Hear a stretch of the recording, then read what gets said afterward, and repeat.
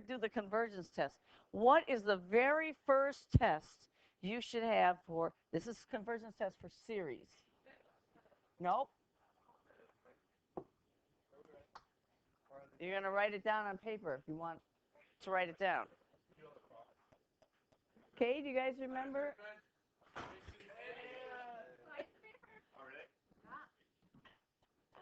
Okay.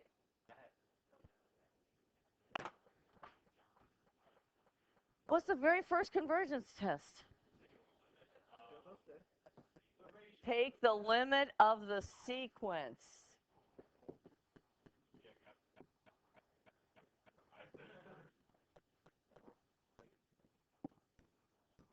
Okay, the limit has to be 0 for a series to converge, but that's not good enough. So don't forget to do that one, because often you're going to get the sequence not being 0 and you're done. So if the limit of a sub n does not equal 0 as n goes to infinity, then the series diverges.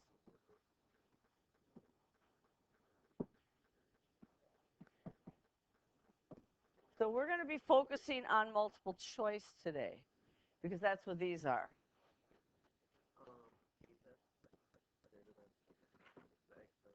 Okay, that's further down. What's the next one? Second next most important one. No?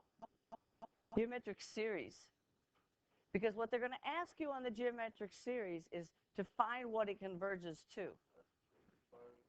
Okay? Do you remember what a geometric series looks like? Looks like this.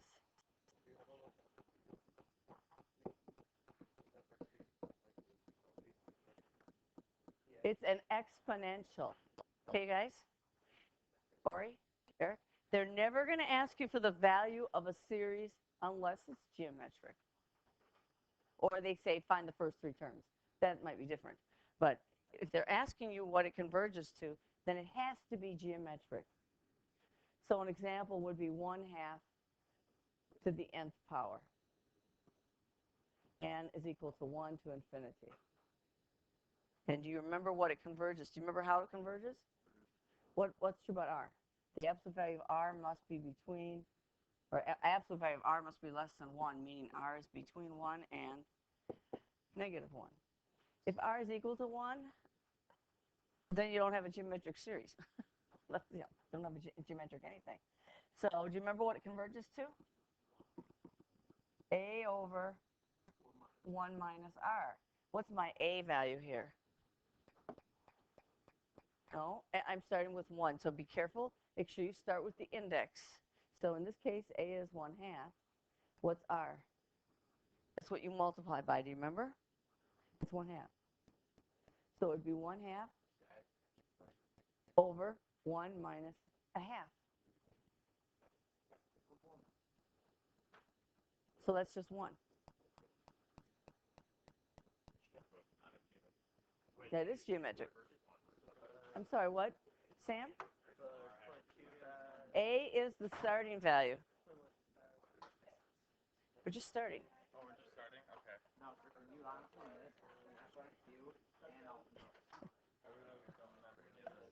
Okay. Okay. I'll save this. I don't think I have last Thursday's up. I'm not sure. What? A is your starting value. Okay, R is the common ratio. So if you were to write that out, you would be writing out 1/2 plus 1/2 times 1, squared, plus 1/2 cubed. That's not what? Oh, it doesn't matter what they are. You could have it start with 1/4. It doesn't matter. Let's see if I've got one in my little packet here. Because I started with n equal to 1. What if I started with n equals 0? It wouldn't be 1/2. It'd be 1.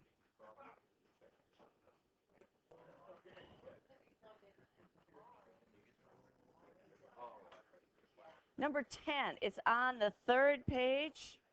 The first 2 pages, a 2nd page, it's the back. And it says What is the value of, there is your clue, this. And if you don't know what to do, you can manipulate it, but why don't you just write out the first few terms? You will see what R is. You will see what A is. This is on the second page, back of the second page, 2003 multiple choice number 10. You see it? What? Second page. You're too far. Second page.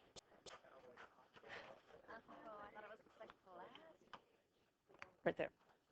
Should be there, it's on mine. Okay, so you know what? I don't want to manipulate that. I know how to do it, but so Eric, what's the first term? N is going to be starting with 1.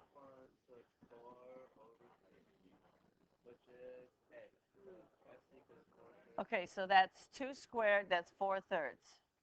Plus, what's the next one now? Alex? What's the next one?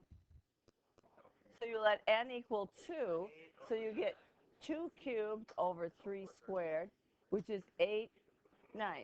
Let's do one more. N is equal to 3. So I'm going to do 2 to the 4th over 3 cubed. So it's 16 over 27. Now that should be enough for you guys to know. Here's A. What's R? How do you get from 4 to 8? 2. And 3 to 9 is 3. Make sure you check, is the common ratio between 1 and negative 1. A is the first term. So it's 4/3. So it's A over 1 minus R. So it is 4/3, 1 minus 2/3. That's 4. S equals 4. If you don't know how to do the complex fraction, multiply by 3 over 3. So I'm going to get 4, and I'm going to get 3 minus 2. So Eric is right. The answer is 4. Yeah. Yes. You will find several of these, I believe, on an exam. If they ask for the value, then you know it's geometric. Okay, if you go, I think it's, is it the very last page, number 4. Very last page, not on the back, but on the front side of that page, problem number 4. And I want the sum of this, right? You know, it even tells you it's geometric. But even in the free response, you're going to see some of this. Okay. What's A?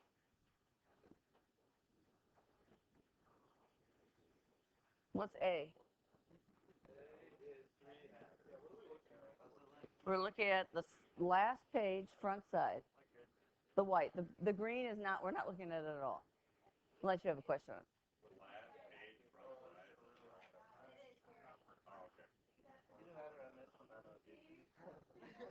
Okay, Zach. Hey, what's R? 3/8. So it's S equals A over 1 minus R. So it's 3/2 over 1 minus 3/8. That's not 7/8. It's 5/8. But you know what? I'm going to just do it this way. Hey, guys. That looks like I get 12. And then I get 8 minus 3. Guess what? They give you decimals. You guys know how to change that to a decimal? Without a calculator? I'd say that's 2/4, maybe 2/3. Oh, okay. Yeah, I'm not doing long division. All right, Landau's approximating, okay.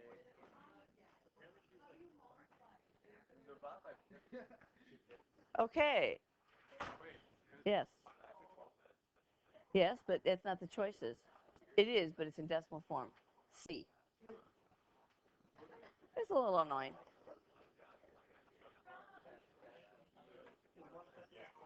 Hey guys, we don't have time for all the chatting. That's only the first two tests. What's the P test? Like exponents? We'll get there. Stop clapping. Okay, third test. Guys are excited to learn. Because they're fired up. You guys, Just got a will to learn, dude. Like a sponge of girls, knowledge.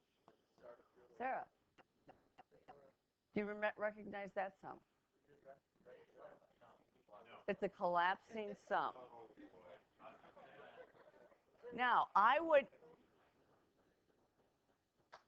would not use that as your convergence test, but when we first started doing these, Eric, we actually split them up into partial fractions.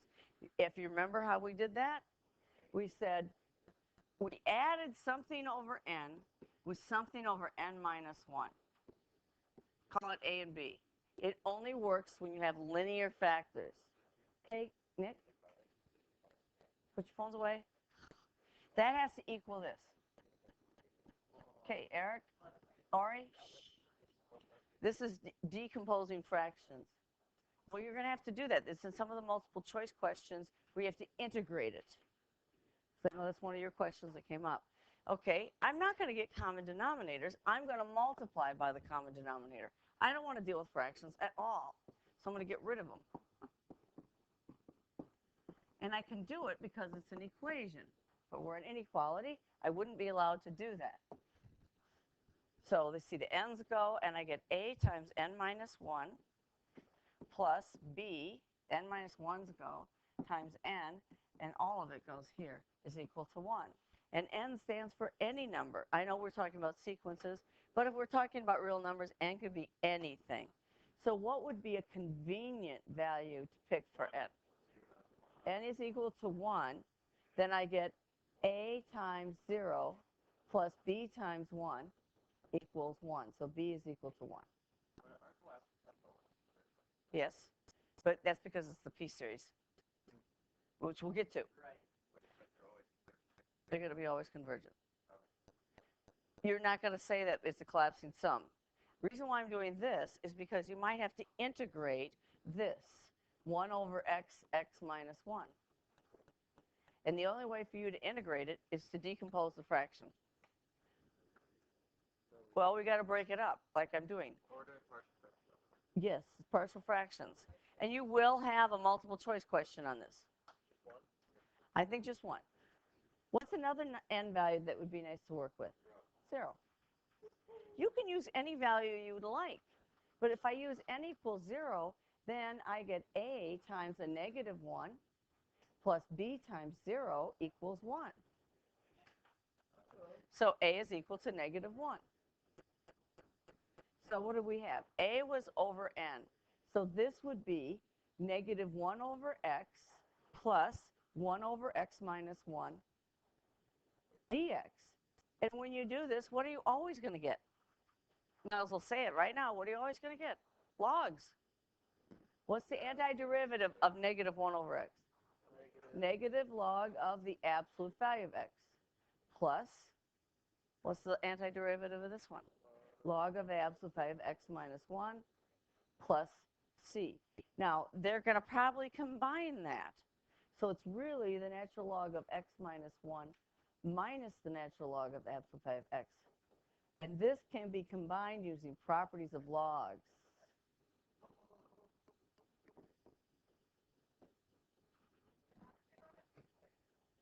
I'm just saying the reason why we did the partial fractions back here was to get the collapsing sums. If you write out enough terms, you can find the value of that series. But you're also going to see it in integrals. I just made up the problem. Now, this was an easy one compared to what's in the packet. Packet's a lot harder. But if I'd rather review with an easy one than a hard one. And we can come back and do those. I don't think there's anything in the little packet I gave you today. I'm going to actually do this with the P series. Now,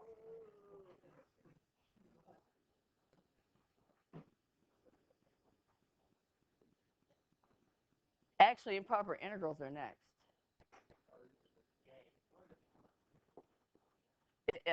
Improper, yeah, integral test. Now, be careful, there's two types of improper integrals. There's the type that does this, 1 to infinity of whatever f of x is.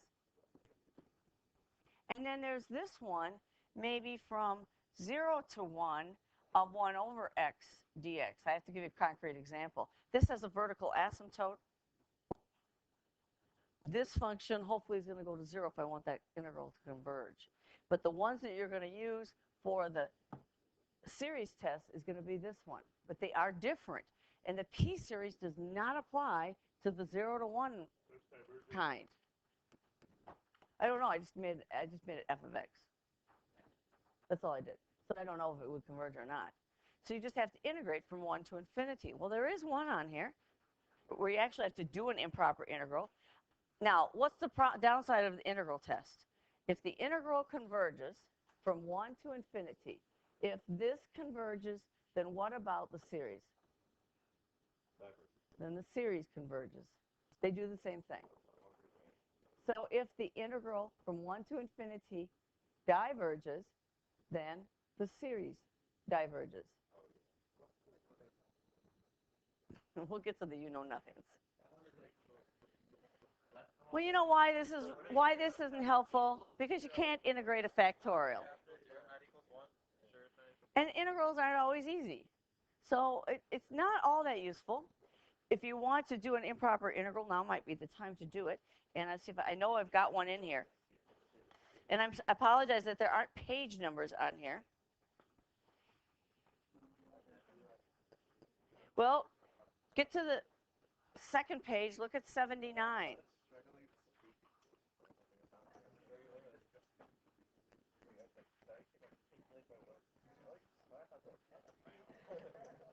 Now, because it's 79, it's a calculator problem. Not that a calculator is going to help you. It's the second page. Okay? Marissa, put your phone away, please. And it says, which of the following must be true? If the series converges to k, is the limit of the series k? Sorry, sequence k? No. Not e. All it says is if this converges, then the integral of a sub n from 1 to infinity converges. And they call it f of x, but yes, it would be d. Now, if you go and look online, not online, yeah, on my Schoology with the multiple choice, I should have the analysis there saying how many people got that wrong. Okay, it's D. Now, the key word here is must be true. Okay, you guys? Trevor, you really need to be paying attention. You've never taken this test. So, you have no practice.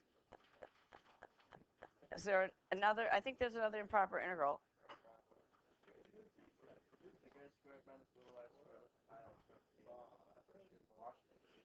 What about 22?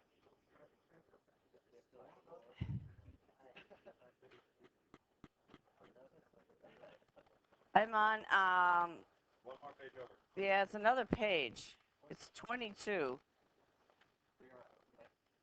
And then we should do 1997, number 11. No. It has nothing to do with if this is a P series. Yeah, I'm afraid of that.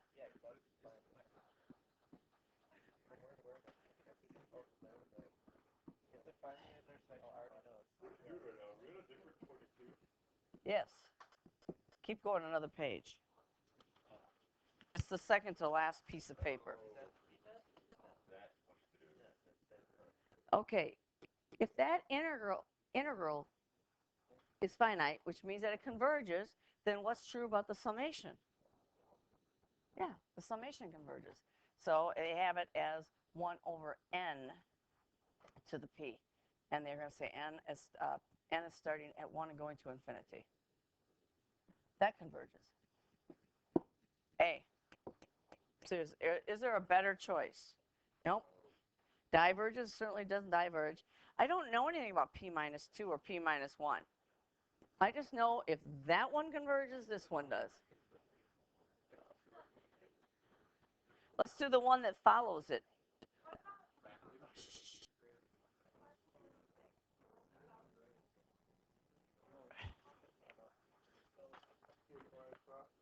Yeah, I do start in the beginning. 6. I don't. Oh, I don't have it.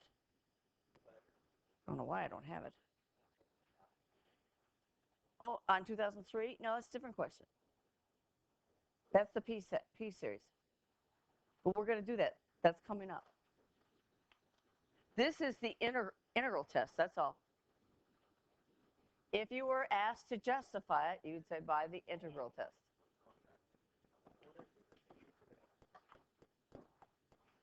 Okay? Oh, let's do the one right after it, because that's an improper integral. Where is it?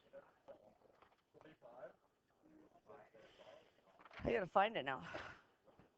Yes. Hey guys, try this one. Now, if this is on the free response, you have to write this correctly.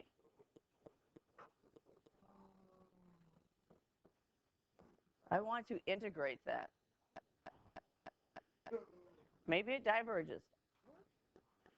Guess what I'm going to do? I'm going to do a u substitution. Okay, first thing you do this is you integrate from 0 to t, and it's the limit as t goes to infinity. If it's an FRQ, you have to write it this way.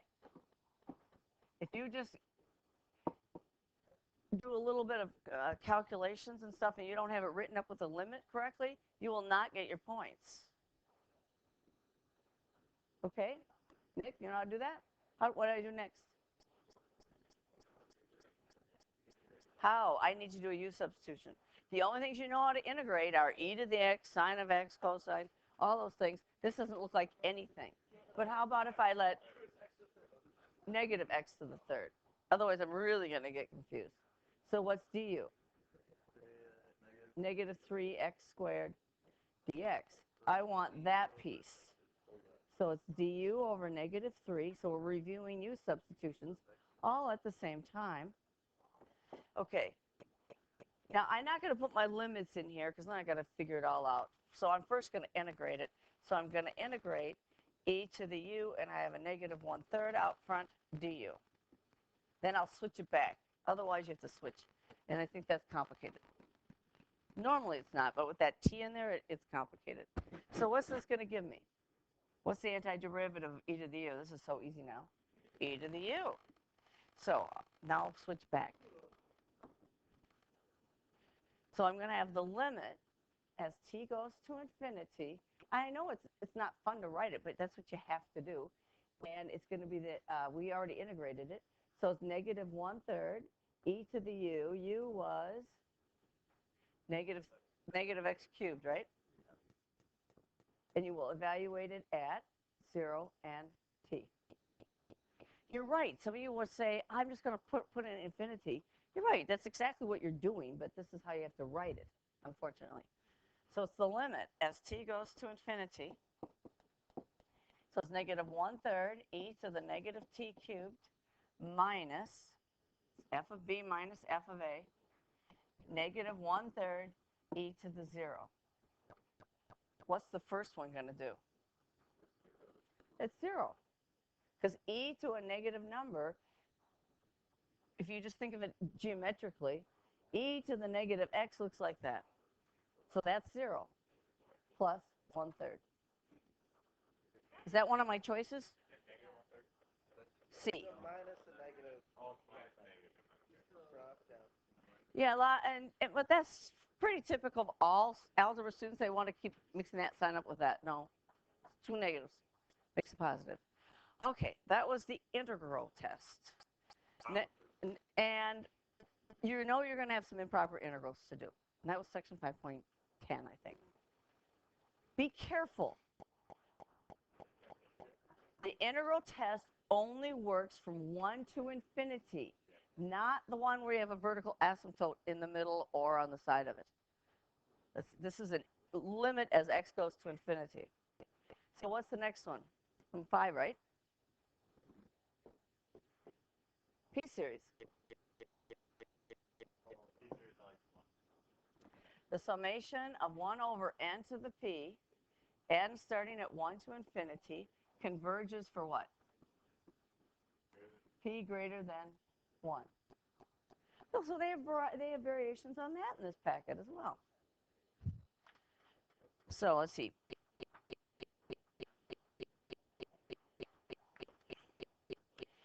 Problem 6, 2003, number 6.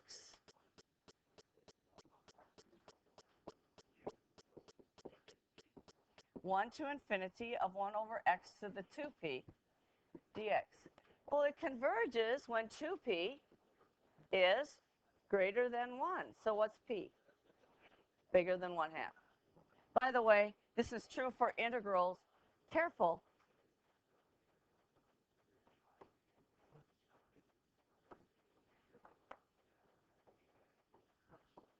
Hey, you guys? Integrals converge. But what if I integrate from 0 to 1 of 1 over x to the p? Does the p test apply? No, does not apply. So be careful with that. I've tricked you before. So that was pretty easy because the p series only works for 1 to infinity. Does not work for 0 to 1. This is a different kind of improper integral.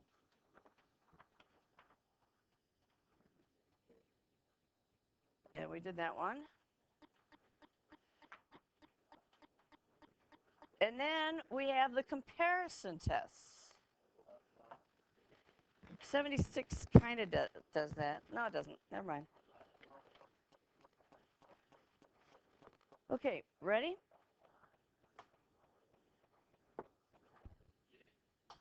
Yes.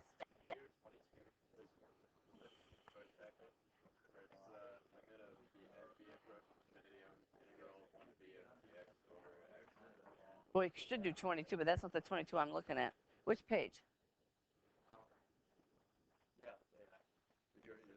Yeah, we did that.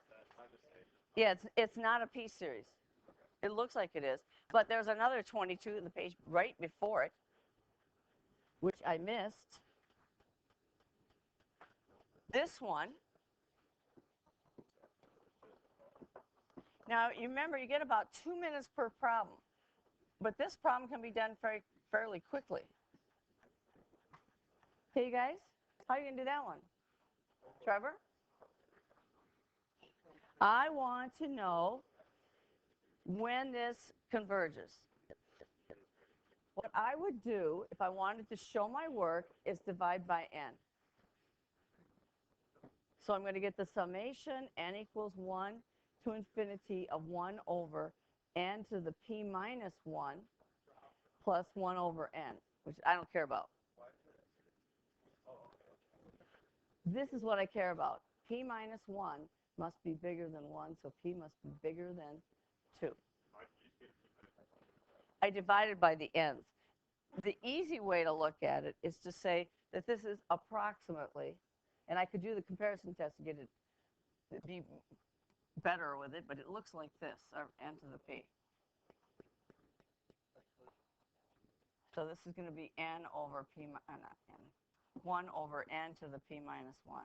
So that exponent has to be bigger than 2. You could test them all, too, see which makes sense. So it can't be equal to 2, so it's e.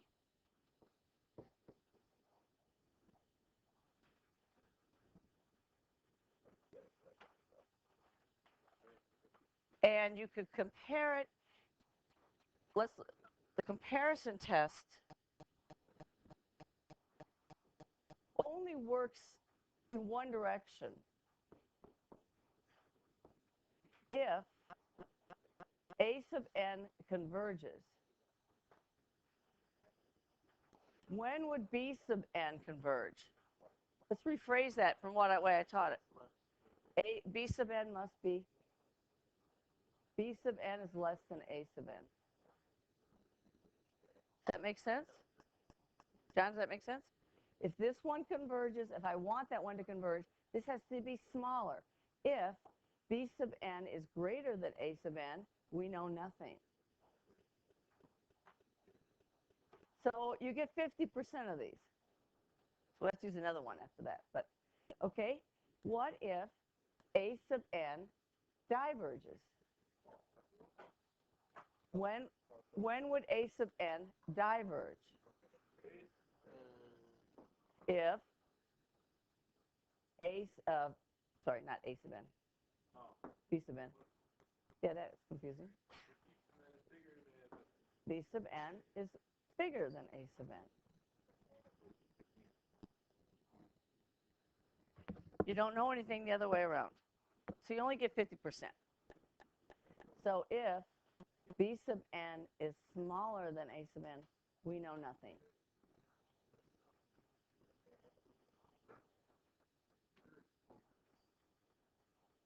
You're going to use the comparison test. Actually, you can use it quite a lot. Now I'm going to go back to this problem. Can I really prove that that converges? What would I compare n over n to the p plus 1?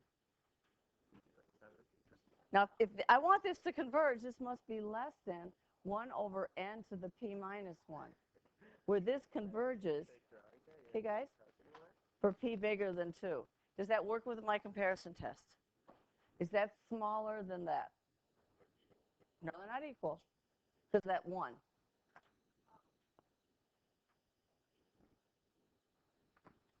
Let me rewrite this. Let me put it this way. It's n over n to the p. I can figure this one out. It is smaller. So if this one converges, the other one converges. This one does converge. It converges for p greater than 2. That's a proof. On multiple choice, we don't have to prove it. Okay. What if you can't find a comparison? Eric, why'd you do that? Yeah, Eric. Okay. What would you do if you can't compare it? What if I have this? 1 over n squared minus 1. Okay, you guys in the back? What if I got that one? I would compare it to 1 over n squared, but guess what? Is that bigger than that or smaller? No, the denominator's got it's bigger.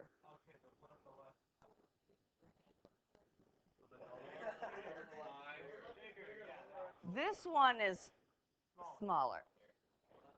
What if I have 1 over n squared minus 1? It's bigger, right? I think I'm thinking, right? So guess what? You can't use a comparison test. Do you remember how we did it? We did the limit comparison test.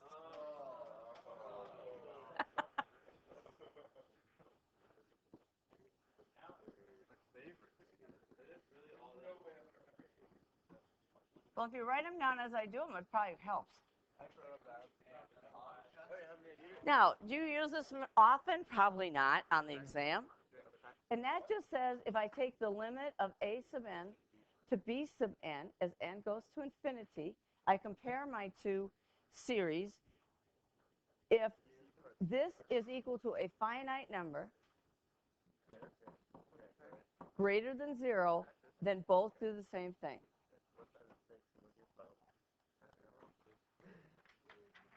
So they either both converge or they both diverge. Right, and that can happen. Then you got to go to another test. This is, by the way, this is the order in which I do my tests. It's not just because the book did it this way. It's the order in which I do them. Okay, Eric?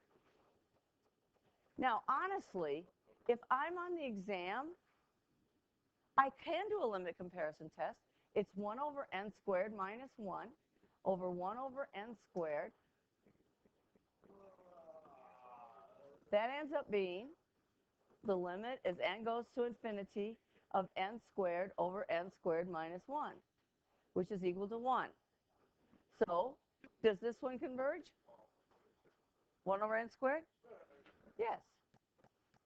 That converges. So will this converge? Yes, by the limit comparison test. Could possibly be you would might have to use that on the free response part of the exam. It's possible. But if this is multiple choice, honestly, if that converges, what do you know about that one? Guys, just think logically here. If this one converges, what about 1 over n squared minus 1? It converges. Okay, yes. Nope, it's positive 1. N's going to infinity, not negative. This is always positive, that's always positive. Okay, let's get the next test. Okay, this is an important one. Big star here. 8. Alternating series. Last year, the Taylor series did the convergence using the alternating series test.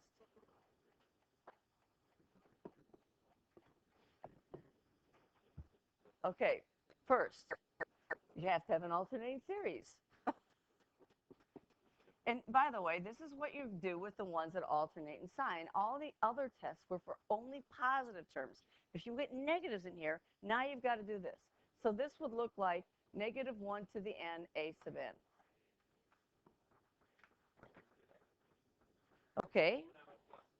Now, you see, in fact, they've even said it on the exam. This is an alternating series. And then they'll say a sub n is decreasing. And we were shocked at how many students didn't see that, because I graded that one last year. They just, it's alternating series test. That's all it is. Okay? But what's the critical piece here? The limit of a sub n must be what? As n goes to infinity? 0. Hey, guys, I don't know why you're here, unless you're going to pay attention. Okay. There we go, alternating series test. So that's what you're going to say, alternating series test. Okay? Now, what if we have some series that have negative signs but don't alternate in sign? We have what we call absolute convergence. This is the confusing one. Then we're going to get to your ratio test. Remember the 10 days of Christmas, or 10 days of series? No, really, what are you going to use the most? The limit of the sequence is not 0. Done. No, you're going to use p-series quite a bit too. And you'll use alternating series a lot, and then you'll use the ratio test. Okay. Okay, guys. Guys. Absolute convergence. You guys remember what that is? It fails sometimes. Okay, here's what it says, if you guys are willing to listen. Okay, Matt? Absolute convergence says if the series of the absolute value of a sub n converges, then the series converges absolutely. Which means it's very strong. It means that the summation of a sub n converges. The reverse is not true. So if you get one with some negative signs, Eric, will you stop doing that, please? Do you think I feel it? Yes. Okay. We don't have time for this. I'm waiting. Okay. If you have a series that has not alternating signs, but just has some negative signs in it, then you find the absolute value and see if that series converges. If that converges, then your series is absolutely convergent. In other words, the series without the absolute value also converges. Well, it fails in reverse. Okay, you guys? Does that converge? Why? Alternating.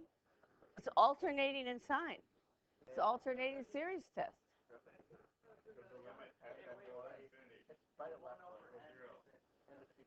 I didn't say it's absolutely convergent. I asked if this one converges.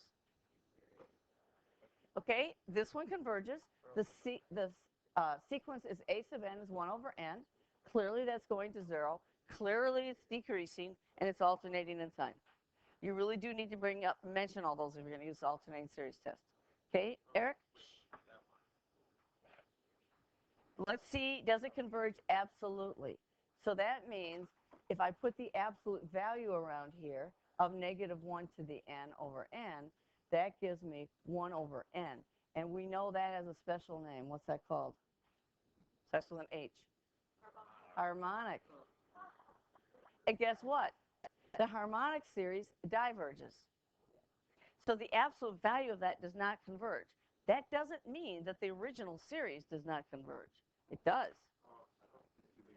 You have to really think about this. Absolute convergence says if the absolute value of it converges, everything's wonderful. Whatever you have converges. But that doesn't mean if the absolute value doesn't converge, that still doesn't mean you don't have a convergent series. You just have to do something different. Maybe the ratio test. Ratio test fails on the harmonic series. This is called the alternating harmonic. Everybody knows that that converges.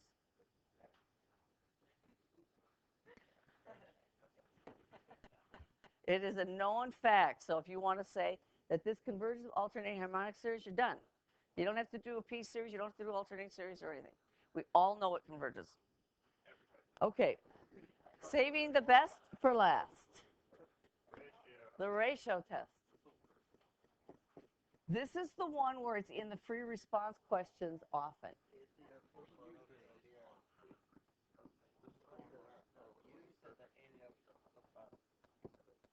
What you're doing is comparing the last terms in your sequence. And there are 3 things that can happen. Eric, what's one of them? It could be less than 1, which means then the series converges. Equals 1, we know nothing.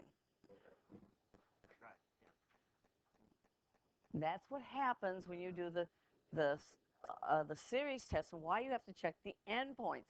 The endpoints always give you a ratio test of 1. That's why you got to go back and know the other convergence tests and have to look at those particular points. I'm hoping this starts to make more sense to you. Things should be coming together.